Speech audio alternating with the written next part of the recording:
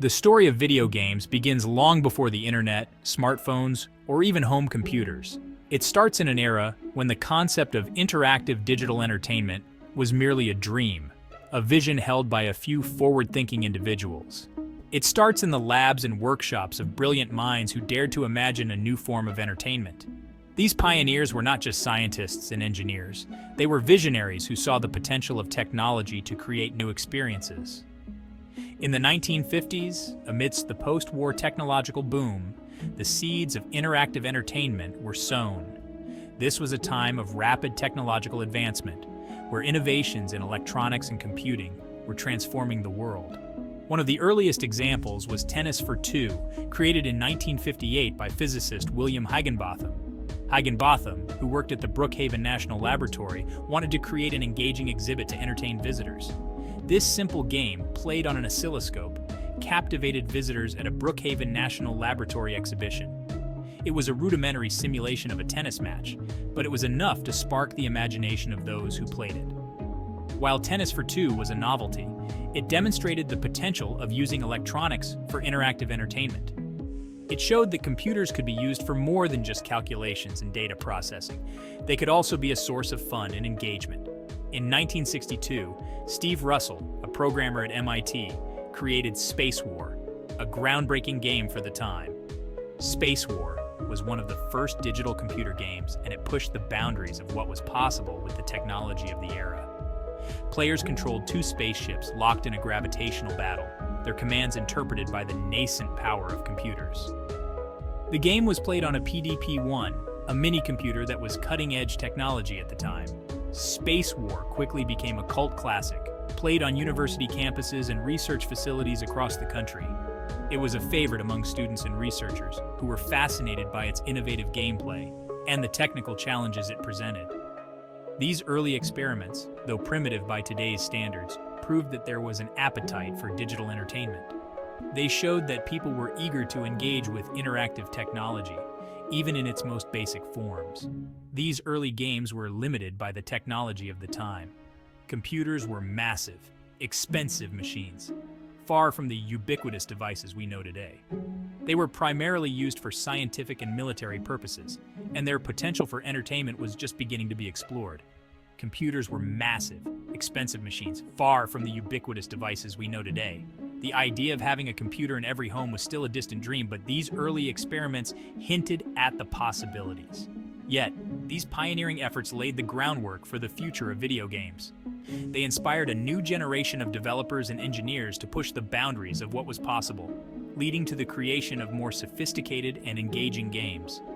The seeds of an industry had been planted, waiting for the right conditions to bloom. Over the next few decades, the video game industry would grow and evolve, driven by the same spirit of innovation and creativity that characterized these early experiments. The 1970s witnessed the birth of the video game industry as we know it. This was a time of experimentation and innovation, where the seeds of a multi-billion-dollar industry were first planted. In 1972, Nolan Bushnell and Ted Dabney founded Atari, a company destined to become synonymous with video games. Their vision was to create a new form of entertainment that would captivate audiences and change the way people interacted with technology.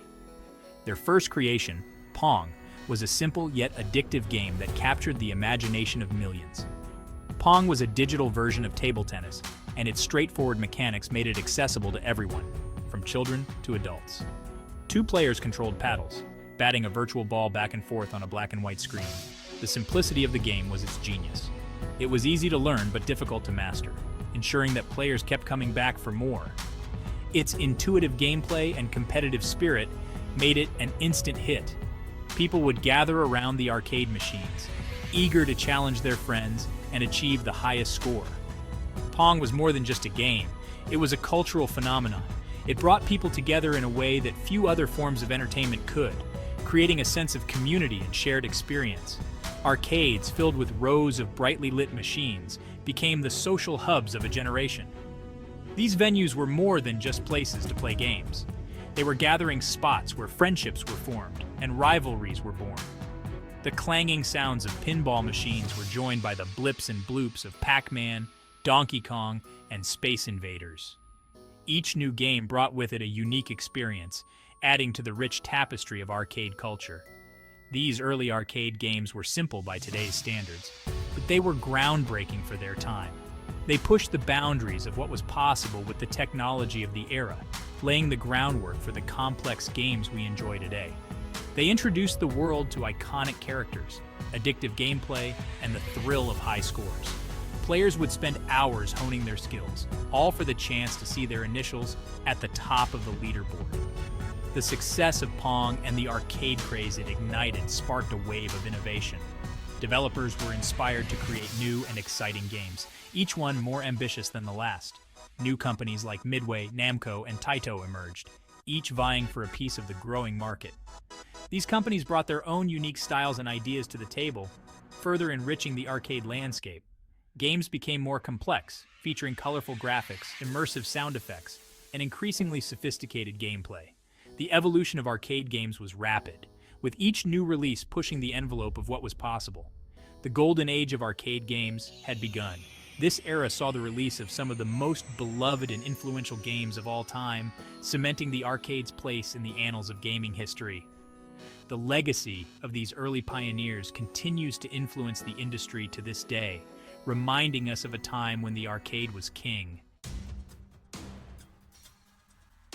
The early 1980s saw the video game industry reach new heights, but this period of rapid growth was followed by a devastating crash. The market became oversaturated with low-quality games. Many of them rushed to capitalize on the success of popular titles. Consumers, overwhelmed by the sheer volume of subpar offerings, began to lose interest.